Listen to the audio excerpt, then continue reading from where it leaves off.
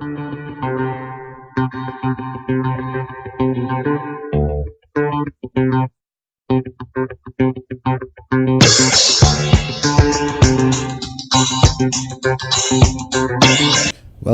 to For the Love of Money Talk Show. I'm your host, EMILIO, KALMERA, and we're here at 98.1 Pearl FM Radio.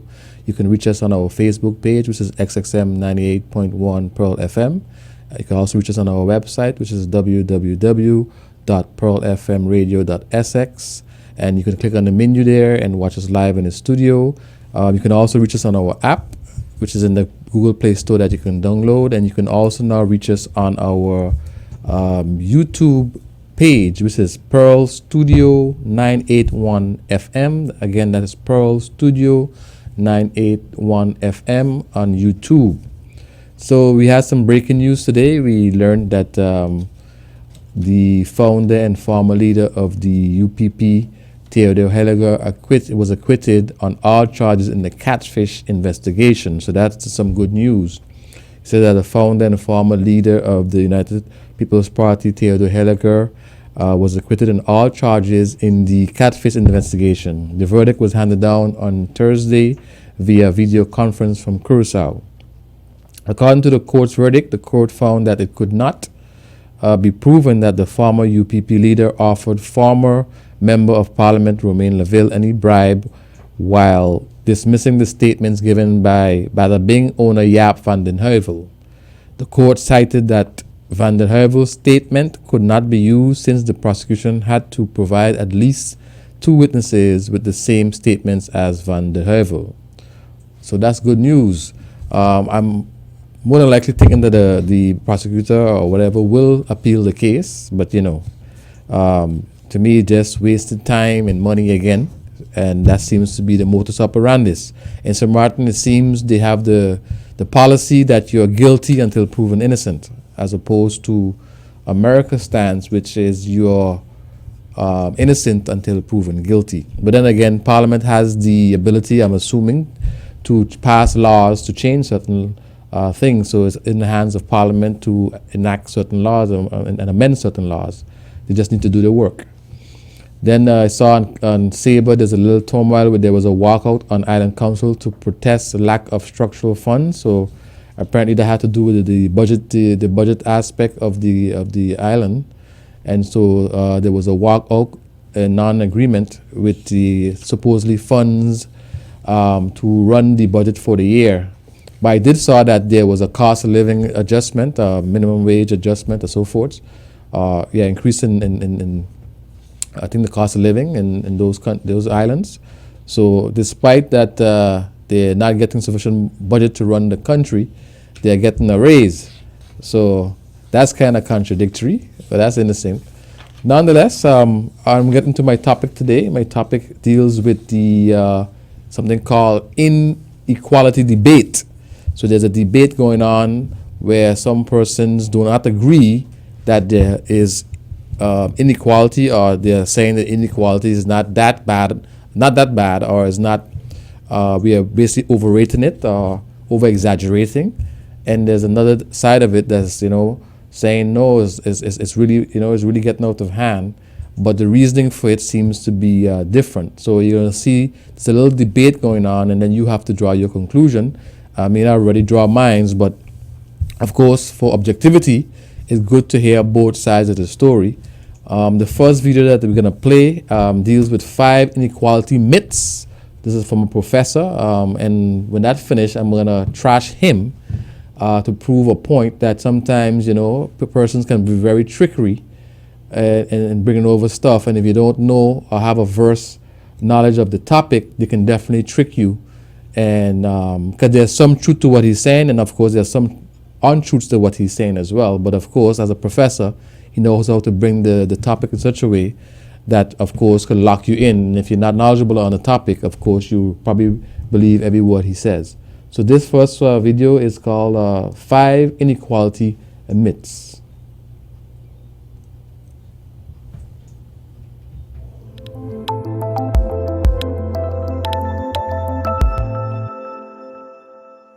Myths about inequality. Myth number 1, profit and plunder are the same thing.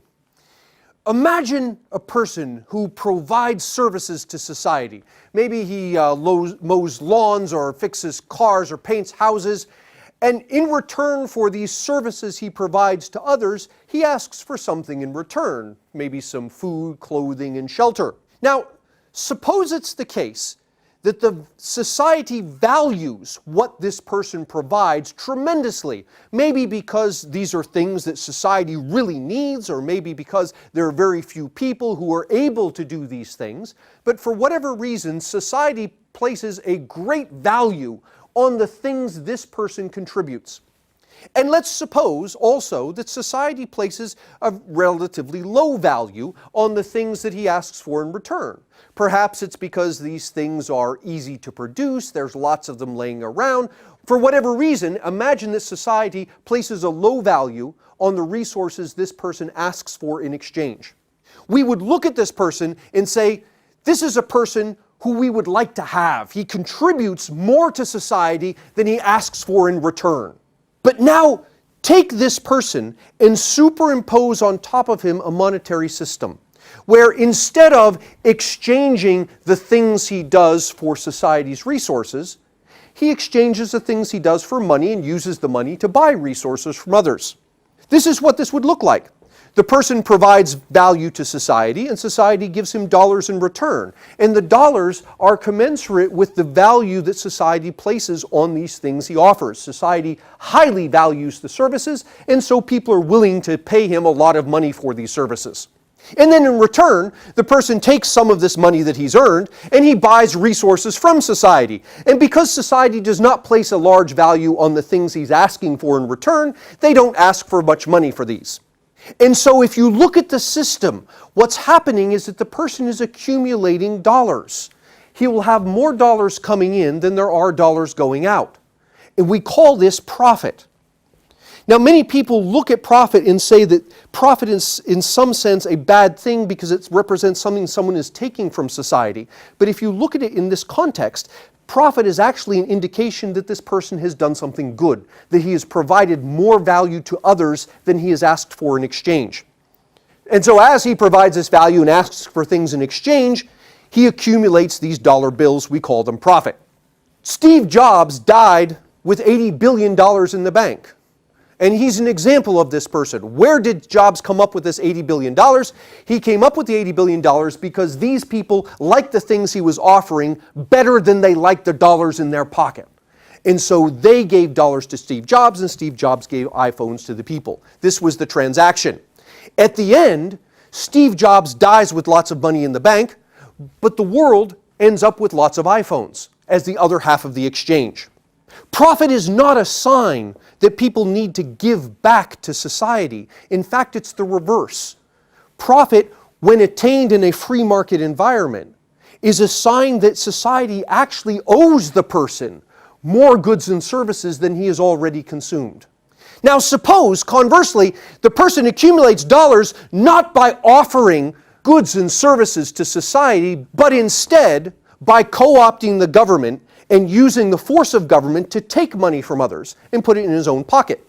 Then in that case, we have this kind of situation where the person just simply is using the force of government to take money from the people. The person then uses some of this money to buy goods and services, and maybe he has some left over, but this, although it looks like the same pile of dollar bills, we no longer call profit, we now call it plunder. Because although it's the same pile of dollar bills, how the person came about those dollar bills is very different. He did not come about them by offering someone something in free exchange for something else. Instead, he came about them by co-opting the power of government to take money from others. We have plenty of examples of this. The agricultural lobby lobbies government for things like ethanol requirements. Despite the fact that there are many studies showing that ethanol is not necessarily good for the environment, it does not give you better gas mileage, it doesn't reduce our dependence on foreign oil, and yet big industries will lobby the government for ethanol requirements because these industries make their money from growing corn.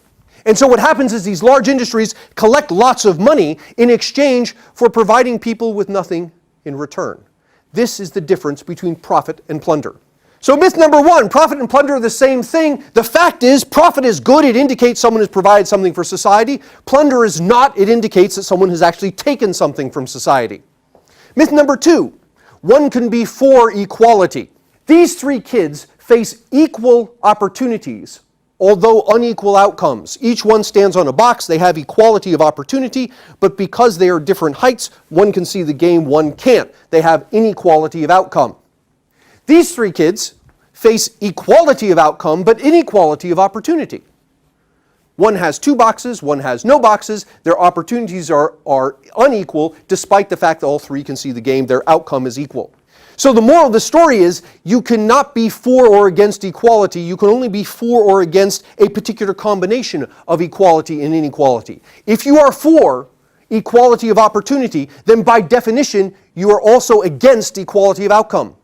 And if you are for equality of outcome, then by definition, you are also against equality of opportunity. And the reason for this is because people are different. Some people are born smarter than others. Some people are born luckier than others. Some people are born faster or stronger than others. And because people are born into different circumstances, when we leave them alone, we give them equality of opportunity. Some will naturally rise higher than others, and we will have inequality of outcome. And in fact, because people are different, the only way to achieve equality of outcome is to impose an inequality of opportunity, to boost the people who are less smart, less skilled, less educated, and hold back the people who are more. So myth number two, one can be for equality. The fact is that equality and inequality are actually inseparable. We can only be for a combination. Myth number three, we understand what inequality means. These children are suffering, but they're not suffering because they're unequal. They're suffering because they're poor. And to the extent that we focus myopically on inequality, we run a real risk of missing a real problem, the real problem being poverty. Look at these people. Let's suppose that the people on the left earn $30,000, these people earn $40,000, those earn $60,000, and the people on the far right earn $70,000. We can look at this and we see that there's lots of inequality here. But imagine that these people are in different stages of their careers. The people on the left have just started their jobs. The people in the middle are mid-level career people. These are people on the right who have spent lots of time in the workforce. They've achieved lots of education, lots of experience, and commensurately high incomes. To the left of these people are students who are learning skills and preparing to enter the workforce. We have inequality here. And if I move time forward, you will see that this inequality persists. Always we have inequality. People on the left earning less, people on the right earning more. However, over time, each person has moved through each circle. And so each person has earned, over the course of his or her career, a total of $200,000. That is, in this example, we have persistent inequality, and yet everyone is completely equal. That's not to say that there is no such thing as inequality of outcome, but it is to say that when we talk about inequality, we tend to take a snapshot. We look at the world and we see some people who are poor, some people who are middle class, and some people who are rich, and we say, look at the inequality. When the right way to do this is to look over time and watch over time how people move, some from the poor to the rich, some of the rich move down to the poor, and if we look over time, we will still see inequality, but we will see markedly less than we see when we just take a snapshot. Steve Jobs, as we said, died with $8 billion in the bank, and he got his money from people like Clip Art Woman, who handed it over to him in exchange for things. Now, when we talk about inequality, we focus on the flow of the dollars. We completely ignore the flow of the goods and services. Next time you're in a crowd of people, ask for a show of hands. How many people here have at least $50,000 in the bank? And you'll find very few hands going up. Then ask, how many people here have a smartphone? And you'll see every hand go up. And notice the difference. When we look at dollars, we will tend to see inequality. But if we look at the goods and services that arise in response to those dollars, we'll actually see tremendous equality. Economists measure inequality on the Gini index. 0 means everybody's equal. 1 means one person is incredibly rich and everybody else is destitute. The two most equal countries in the world are Sweden and Afghanistan. On the Gini index, they rank 0.25 and 0.28. In terms of planet Earth, this is as equal in income as countries can get. And yet, if you look at these two countries, what you will find is that the average income in Sweden is $54,000, while the average income in Afghanistan is $600. That is, equality doesn't necessarily mean that we're all well off. We can be equally miserable. So, problems with inequality. First, inequality diverts our attention from a real problem, the real problem being poverty. Second, people can be unequal persistently and yet perfectly equal if we look at them over time. Third, inequality ignores completely half of the economy by focusing on dollars, not goods and services. And then finally, when we're done, equality isn't necessarily good anyway. So myth number 3 is we understand inequality, and the fact is most of us actually don't. We confuse it for equality exists at one point in time for equality that actually is much less over time, and at the end we actually end up thinking equality is necessarily good when in fact it may not be. Myth number 4, the middle class is disappearing. This is the distribution of households in the United States in 1970. All the numbers here are adjusted for inflation. The height of the bar is not income, it's the fraction of households that exist in the income level. So here we have what today we would call less than $15,000. And in 1970, about 15% of US households had incomes that would be the equivalent of what today we would call less than $15,000. And in 1970, about 10% had $15,000 to $25,000 of income. The largest percentage of households were in the $50,000 to $75,000 range. And then what you see is way over here, very few households, about 1% in 1970, earned what today we would call more than $200,000. That's the United States in 1970. Now let's move forward 10 years. Here's 1980. And you see slightly fewer households in this poorest category, a little bit more here, a little bit more here, a lot less here, a lot less here, and we have more in the rich categories. This is 1980. Here's 1990, 2000, 2010, and the last year the data is currently available, 2013. And notice a pattern here. As we look at the fraction of households in each income category, amongst these poorest categories, we see far fewer households in this lowest category, about the same in this category, and a little bit less here. So in total, amongst the low-income categories, we have fewer American households here today than we did in 1970. In the middle-income households, we have less. Fewer households in this category, fewer households in this category, about the same here. Amongst middle-income Americans, there are fewer households than there were in 1970. The middle class is indeed disappearing. In fact, so are the poor classes. And where are all these Americans going? They're going here. From 1970 to the present, of course, there are exceptions, but here we see a trend.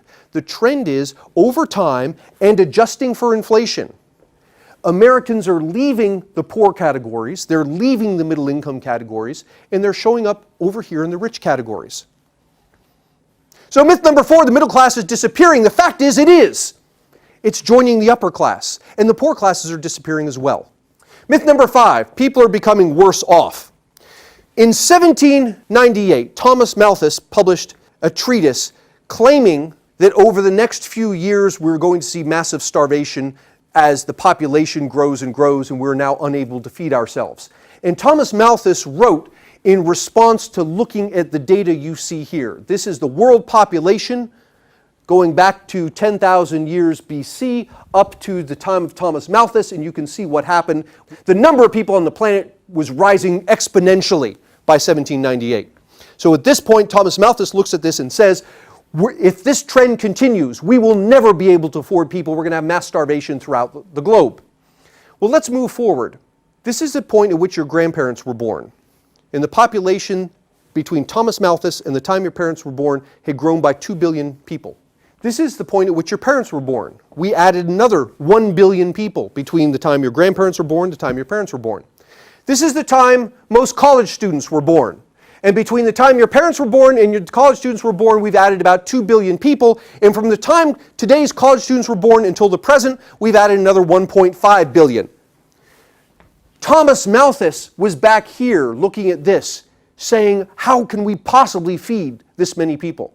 And at the time of Thomas Malthus, 98% of the world lived in abject poverty. Since Thomas Malthus, this is what's happened to population. And yet, what's happened to world poverty? In Thomas Malthus' day, over 95% of the world lived in poverty.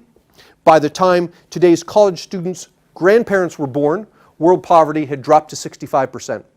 By the time their parents were born, world poverty had dropped to just over 40%. By the time today's college students were born, world poverty had dropped to 30%. And today, world poverty is less than 10%. At the same time that we have seen exponential, astronomical growth in the number of human beings, world poverty has declined from north of 95% down to just 10%. And if you want to look at specifics, you can see here, this is data for the United States, comparing 2011 to 1992 or 1998, what we see here is the number of households who have washing machines, about the same. More households have clothes dryers. More households have dishwashers. About the same number of households today as in the past had refrigerators. Fewer have freezers, more have televisions, about the same have electric stoves, more have microwaves. In almost every category, more American households today have appliances like these versus American households a generation ago. This is housing conditions. Fewer households have leaking roofs, fewer households have problems with pests, fewer households have plumbing problems. In all sorts of ways, not only does the average American household have more appliances, it also has better housing conditions. The neighborhoods and communities are also better. People's basic needs are better.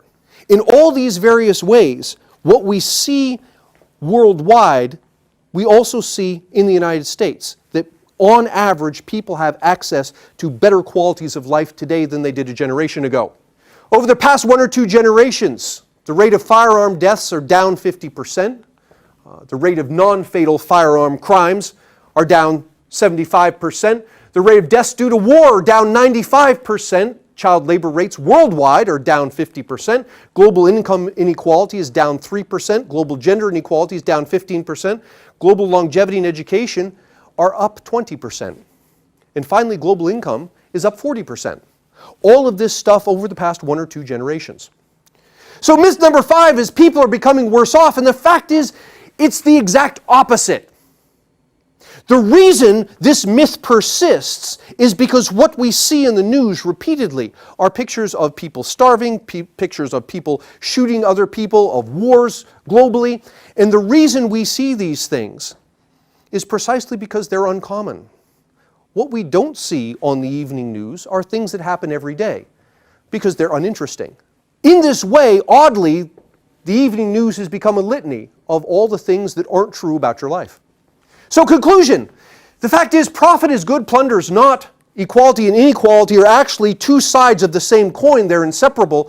Most of us don't understand what inequality is. The poor and the middle class are becoming increasingly rich, and finally, the world is actually becoming a much better place to live in than it ever was before.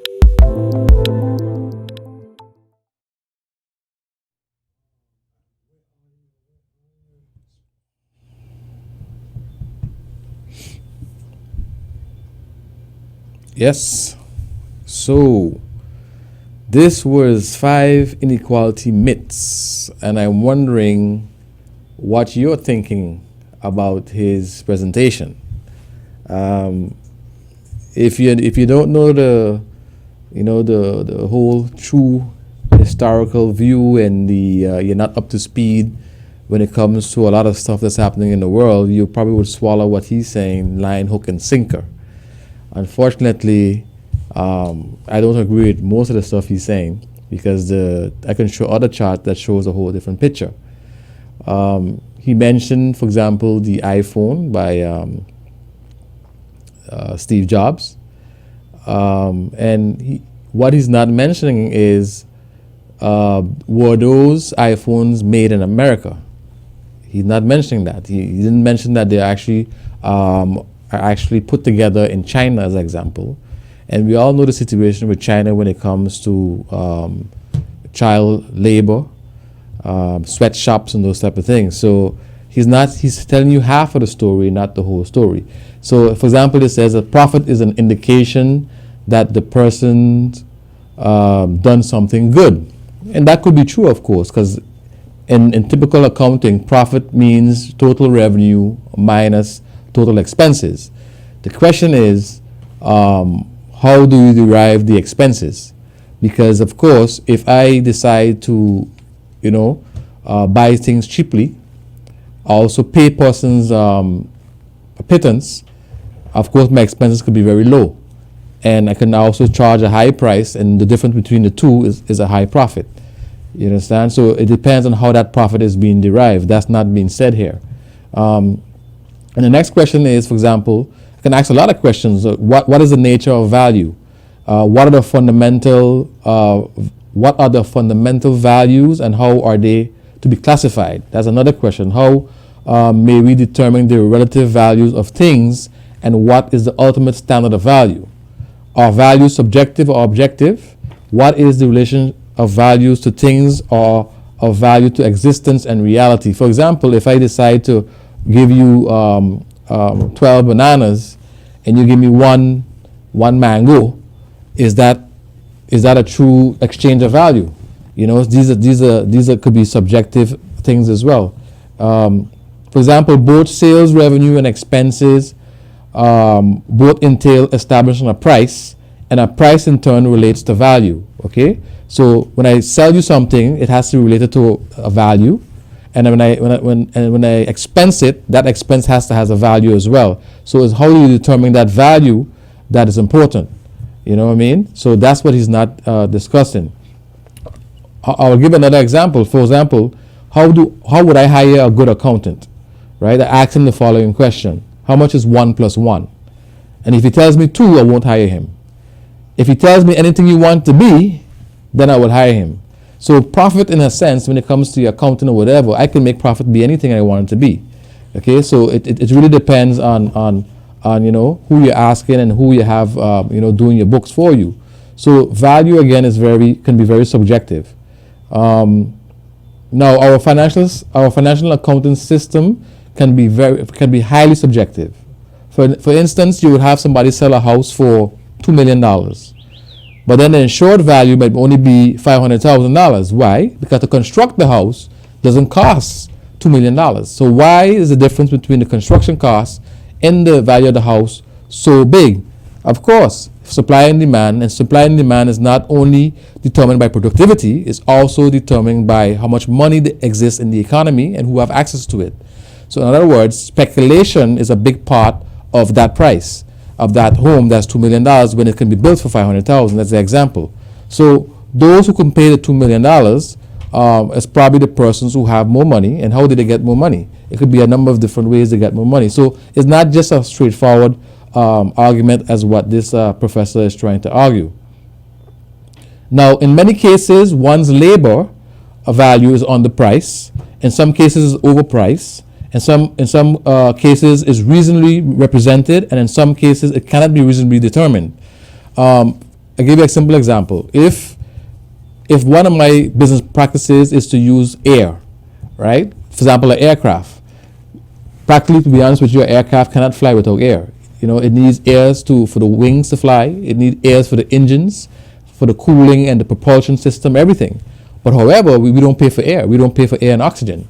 Okay, so had we had to pay for that, you might have a different price structure in terms of the airline ticket and so forth. But we don't pay for air, but air is very valuable to that. In the same sense, if I undermine labor and give pittance to labor, of course I'm going to get a huge profit because I'm not giving the person their fair value. And I'm going to explain that with a particular extract from the Activist Guide to Political Economy, the paper. Here it says, for example, this is something I wrote back in 2010. That's how long I wrote this. It says here, what is labor power? People have always performed labor, but only under capitalism did the ability to work itself become a commodity that can be bought and sold. Labor power, then, is the commodity which represents the capacity or ability to work. Labor power or capacity to work, like every commodity, has exchange value and a price, and the price of labor power known as a wage. And like all other commodities, the value of labor power is determined by the amount of socially necessary labor time required to produce it. What goes into producing a worker? To produce labor power requires commodities to keep workers in a capacity to work, produce a future generation of workers, and provide necessary training required for the job. These are items like food, shelter, clothing, and expenses related to raising and educating children.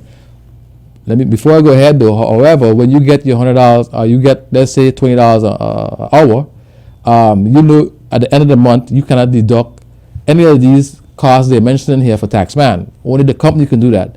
For example, the money that I use to put in my vehicle to get to the job is not tax deductible. The clothes that I buy to go to work is not tax deductible. That's deductible for the corporations. But here they're saying what goes into to produce a worker. It says, for example, I'll read again, to produce labor power requires commodities to keep workers in a capacity to work, and also to produce a future generation of workers and provide necessary training required for the job. These are items like food, shelter, clothing, and expenses related to raising and educating children. What is considered necessary varies according to the level of class struggle. What is considered necessary in one country may be considered a luxury in another. Not only do all commodities have exchange value, they also have use value. Labor power is no exception. The use value of labor power is that it creates new value. Labor power is the only commodity that can produce new value. And here it comes. Surplus value. There was once a capitalist who wanted to make a profit selling hockey pucks. With his money, the capitalist built a factory, bought machinery, rubber, and chemicals. He climbed the ladder to the highest spot on the factory gate and put up a sign that read, "Open for business." He waited a month. Nothing happened. No hockey pucks was produced, no value created, no profit. This is because factories, machines, and raw materials are all completely unproductive unless labor is applied to them. So the boss hires some workers to set up the factory and others to work in the factory, operating the machines and using the raw materials to produce finished hockey pucks for sale. Hockey pucks are now being produced. In this factory, a worker can produce 1,000 hockey pucks a day, which are sold at $2 a piece.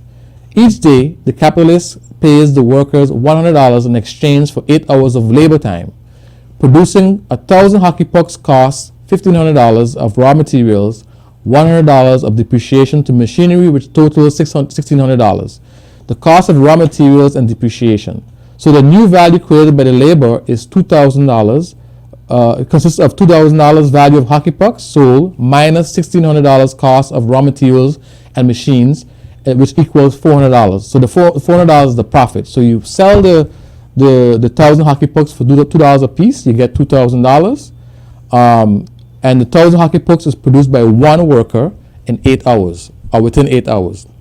So when you sell it for the $2,000 and you subtract your material costs and also your depreciation costs, which is $1,600, there's a balance that remains of $400 to make up the $2,000, right? In 8 hours, one worker created $400 worth of new value that previously did not exist. That works out to $50 of new value per hour created by each worker. So if you take the $400 profit and divide it by the 8 hours, right, you get $50 an hour. However, even though each worker produces $400 worth of value in a day, they each only get paid a wage of $100 a day. Okay, so the value of their labor power, that's considered the value of the labor power. Since the worker produces a new value equal to $50 per hour, only 2 hours of their labor are actually necessary to earn them the $100 they get for the day. So 2 hours of the working day necessary to produce the value equal to 8 hours of labor power is called necessary labor. But the workers don't get to go home after 2 hours. They have to stay for the rest of the day or they will be fired. The other 6 hours of the working day where the new value created goes to the factory owner is called surplus labor. Essentially, this is the time worked without pay. This surplus labor is the source of all profit to the capitalists. The value created by unpaid surplus labor is surplus value. In the example of the hockey pucks, the surplus value created is $300. 6 hours unpaid labor times 50 new value per hour. So in other words, the worker created $400 of value. From that, he gets $100 of his wage, and the $200 goes to the owner. Okay? So here you see in a situation where the worker is producing much more value than what he's getting back in return. Because let's say now the worker wants to buy a hockey puck. Okay? And so with only having $100 per day, you know what I mean? If for example he wants to buy 1,000 hockey pucks, the same amount he created, right? With $100 a day, right? He would have to work 20 days in order to get that $2,000 to pay for those 1,000 hockey pucks. You see what I'm saying? So he actually worked almost a whole month just to pay for $2,000 because he's only getting $100. He's creating $400, but he's only getting $100. So you can see here that when we talk about getting back money in terms of labor, your true labor value is never really received back in the corporation. So that's one of the things I want to mention when it comes to profit. And this is worse when it comes to looking at outsourcing to places like China, because China don't get $100 a day for sure. They probably get $10 a day. You understand? So there you see a vast difference when it comes to globalization and so forth and so forth. So it's a lot more complex than what the professor is alluding to. He didn't mention, for example, another aspect is mobility. If you're a black, Hispanic, usually you don't have the same mobility as a white person. So whereas a white person might move up more quicker into the ladder because of his color, his race, if you come from a wealthy family and so forth, someone who comes from poverty is more difficult unless he have a talent. For example, like in sports or whatever the case is, he might get through. But generally speaking, our average person normally usually don't have the same mobility. So there's a lot of stuff he was saying that is not jiving. But nonetheless, in the other video that we're going to show now, it talks about, it goes more into the debate aspect of things, and you will see things from a different point of view. These two speakers will kind of have different opinions on it, but they will at least go into a debate that makes it more understandable and makes it more, makes it more debatable as opposed to taking a particular side. Here is the actual distribution of wealth in America. The poorest Americans don't even register. They're down to pocket change. And the middle class is barely distinguishable from the poor. In fact, even the rich between the top 10 and 20 percentile are worse off. Only the top 10% are better off. And how much better off? So much better off that the top 2 to 5% are actually off the chart at this scale. And the top 1%, this guy, well, his stack of money stretches 10 times higher than we can show. The fact of inequality is something we've become increasingly aware of here in 2012 in the United States. But to kind of open the debate, to kind of get started, I'll start with Professor Horwitz and ask, assuming the fact of inequality, what exactly is the problem of inequality?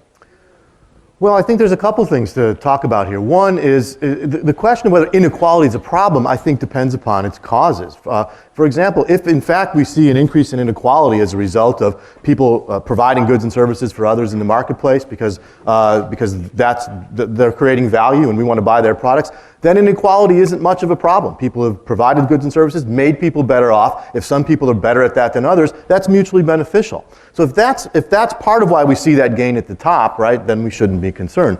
On the other hand, I'm not that concerned about inequality for a couple of different reasons. For me, my main concern is how are folks doing at the bottom? And I'm willing to accept, and I'm okay with more inequality, if that inequality is benefiting the least well-off among us. So if part of the story of the growth of inequality is that poor Americans are doing better, then I'm not as concerned about that as I might be otherwise. A couple other dimensions to the problem I think that are worth considering. One is, if that inequality is growing thanks to things like crony capitalism, where the people at the top are becoming wealthier through using political connections and not by providing value for those at the bottom, then we've got a bigger problem, I think, and that's something that we should be concerned about. The last point I want to make to start is that we should ask whether that concern that we see in that video about inequality is the real issue. Whenever we talk about inequality, I think we have to also talk about income mobility. And when we look at these static snapshots of what percent of wealth or income is controlled by 1% or the bottom 20% in one year versus another year, we have to remember it's not the same people in each year who are rich and poor. And one of the most important questions for me is, how easy is it or how difficult is it for folks who start off poor to no longer be poor after 5 years or 10 years or 15 years? That kind of data we just saw tells us nothing about that. And I think the data on income mobility suggests it's not that the poor in any one year, the majority of them have a good opportunity to be out of poverty within a reasonable number of years. So as we talk about these issues today, I hope that's something that we explore. Okay, I want to say a couple things, just to be clear here.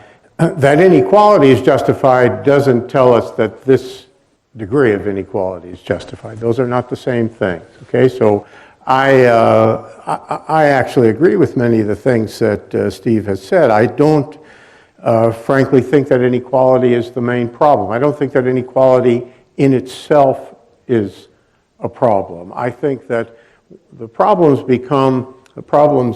arise, first of all, from consequences of inequality. So if people are vastly richer and therefore have more say in politics, greater influence in politics, then the principle of democratic equality is violated, right? One person, one vote means nothing when you know that the senators spend most of their time sucking up to rich people to pay for their fabulously expensive campaigns and so on, and obviously they have to give something in return. I mean, I don't have to tell that to defenders of capitalism, such as yourselves. Another thing is that people who are vastly richer get better legal service, and so the principle of equality before the law is violated. Okay, so I'm concerned with that. About economic inequality, I believe in John Rawls's difference principle. That holds that that much inequality is justified, which is necessary to maximize the share of the worst off people in society, which he understands as leading to maximizing the shares of everybody going sort of up the social ladder. Now that principle is kind of interesting because it shows that what's primarily important is the absolute standard of living, not the relative standard of living. That's why I don't think that inequality is the primary problem. I don't even think that Occupy Wall Street was about inequality. I think they were mistaken about what they were really reflecting. I mean, after all, inequality has been increasing in America for decades. They only came out when the crisis hit. So I think what they really reflected was people's fear about losing their absolute standard of living. And I think that's a real serious thing. I'll just say one other point about it. Where I agree with Steve is that it depends also on its causes, okay?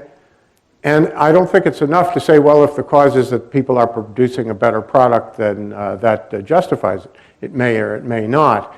I think also you have to take into consideration the other side, that people may, that inequality may result from things like discrimination, from the fact that people have less opportunity, so they can't drive as hard a bargain.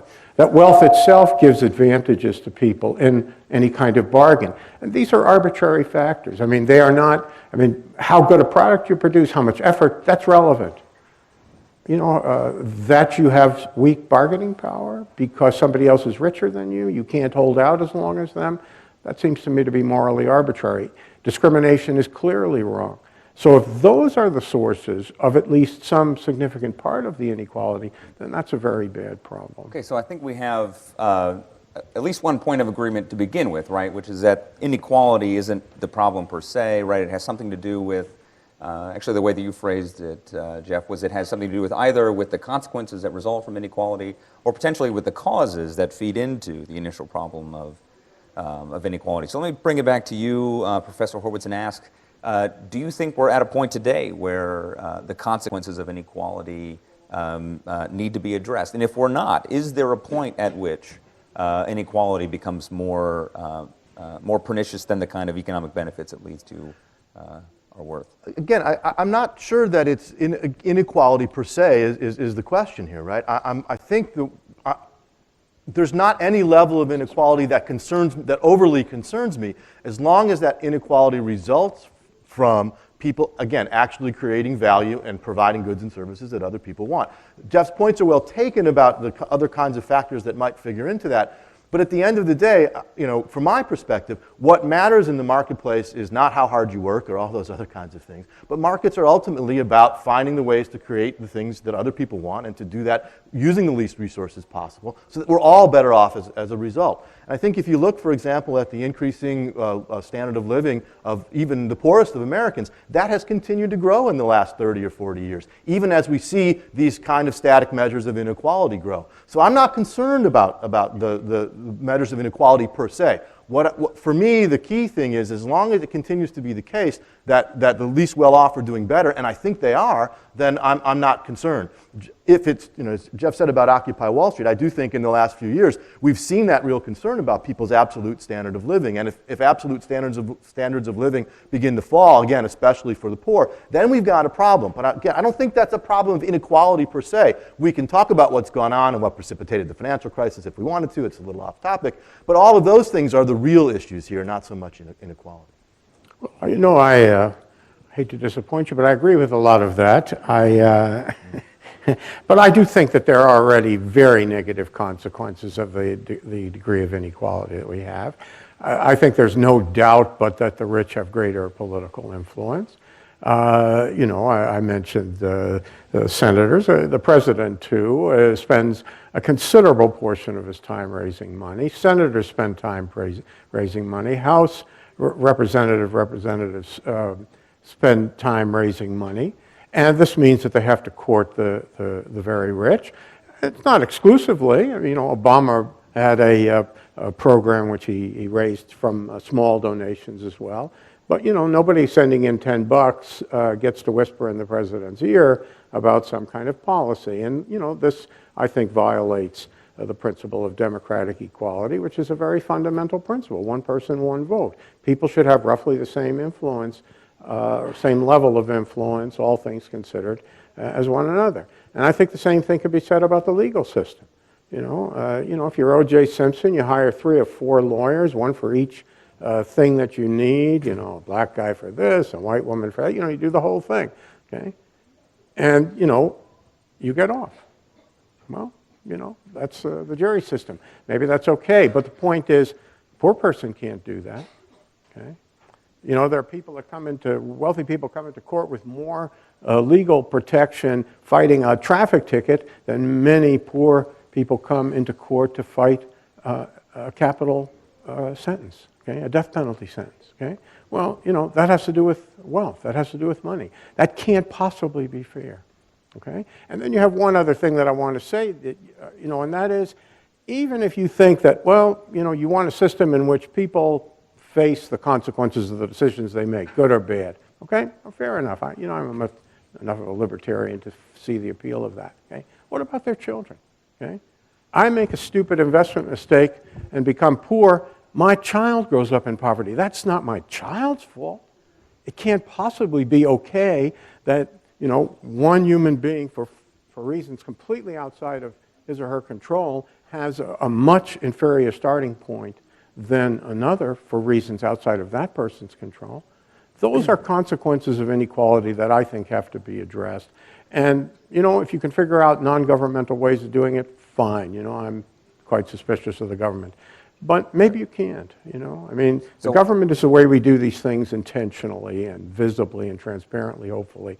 So, I think we're kind of stuck with it. So then I think in terms of the question of influence, right, it seems to me, I don't think anyone would say, right, that it's okay. I mean, right. Do you want to respond? Yeah, I do. A couple of quick things. I think, one, if the problem is that poor people don't have as much ability to, access the legal system and that harms equality before the law. Seems to me that's a case for helping poor people get richer, right? I mean, that's what we want to do, is to have the resources to be able to access all the kinds of goods and services we might want. I think on the first point, though, it's certainly true that wealthier people have more access to political power. The question is, how do we solve that problem? It doesn't seem to me we solve it by giving the political system more power, right? That just sets it up for more people to want to access that. When that pot of gold gets bigger over on Capitol Hill, more people are going to want to spend more money trying to get their hands on it.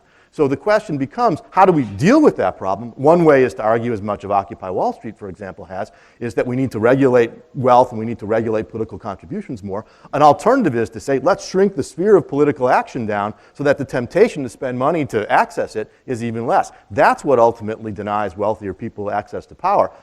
Is it going to be perfect? No, but better, yes. Well, let me step in. So maybe I'm.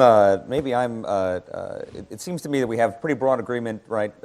Maybe non-controversial, right? That to the extent that wealth buys influence, both in the legal system and the political system, that's a real problem. I think very few people would endorse the view that rich people should be able to buy political and legal influence. I hope not. So, what's that? I hope not.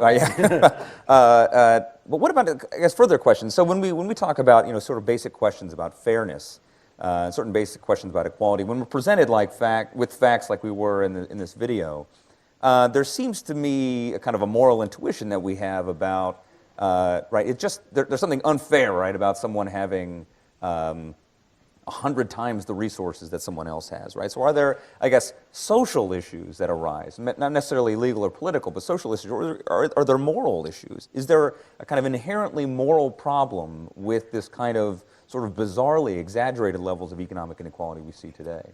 Well, I don't frankly think so. I don't think there's an inherent moral problem. I think there are moral problems with it, okay? Don't get me wrong. I think there are clearly moral problems with it. But look, as I said, I am a believer in the difference principle of John Rawls. This holds that inequalities are justified if they are necessary. That's important. The least inequality necessary to maximize the share of the worst off and the rest of society going on up. So the question that has to be raised is, do we need this much inequality? Not do we need inequality. Rawls is accepting that we probably need inequality to function as incentives. The question is, do we need this much? Well, that's not an easy thing to judge, but if you look at other societies, prosperous European societies get along with less inequality, and they provide more services for their poor people, and therefore, in a certain sense, that suggests that a modern, technologically oriented economy like our own could function with lesser levels of inequality and thereby maximize the share of the worst off compared to what we're doing. Okay?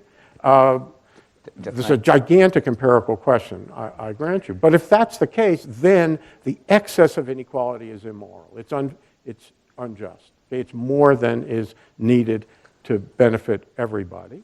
And since you get paid by everybody effectively, because your money is a claim on everybody's labor and it's provided for you, there's a social question about a kind of exploitation or misuse. Okay? And that's all saying that it's still absolute level, I think, that's most important. Steve? Well, yeah, a couple of things. I mean, I think we as human beings, I think, have evolved in ways that we think that fairness and equality and are sort of inherent moral values, that we have moral instincts, if you want to call it that. And we do, I think, as Brandon suggests, sort of recoil against that level of inequality. It sort of strikes us as ugly and unfair. But again, I think the question is, what's the source of that? And sort of Jeff's argument and the kind of Rawlsian argument that is, some inequality is okay, but can there be too much? I think that poses a whole other set of questions, which is, how do we know, right? How do we know what too much is? And what's the way to resolve that? If the way to resolve that is to, for example, increase government's role in redistribution or in providing more programs and all these kinds of things, then aren't we back in the same problem where, one, do those programs actually work? And that's the empirical question. And the second thing is, once you create those programs, you create massive incentives for people to try to access the political process to turn those programs to their own benefit. I mean, arguably, the biggest beneficiaries of sort of social and welfare programs are the people who work in them, not the people who are supposed to be benefited by them. So I think we have to ask these questions about once we start to say there's too much inequality, how do we address that? We have to be sure that the ways we address it don't worsen the problem on another end. Well, of course, I'm definitely against worsening the problem. Right? And, you know, and I'm open to another point of agreement, you know. And apple pie and... That's right, that's 4. Okay, let me say 2 things. First of all, you know, if we are, I mean, I think there are ways, I suggested by comparing, say, with other countries, what range of inequalities they have and how well they treat their worst off people. So I think there are ways to determine when we have too much. And understand this, whatever the dangers of redistribution are, redistribution does not mean morally that you take what somehow belongs to the rich and give it, like Robin Hood, to the poor. It means that you give the poor what they were always entitled to in justice. Okay? So if you buy something like Rawls's theory, and you know, obviously that's a voluntary option, but there are many people who believe that Rawls is the most important moral philosopher in the 20th century, something like the John Stuart Mill of the 20th century. So he's definitely a force to contend with, not simply to ignore because you don't happen to like the principle. That means that any variation from that just principle is taking from people what they are truly entitled to. And that's important to see. Redistribution is not Robin Hood. Okay? It's giving people what they are morally entitled to in the first place. And the other thing I want to say is, you know, I guess you could reduce the influence of the rich by reducing the political reach of the state. I think the chances of that are very slim. I think that claim shows libertarianism to be a kind of utopian doctrine. It ain't going to happen, okay?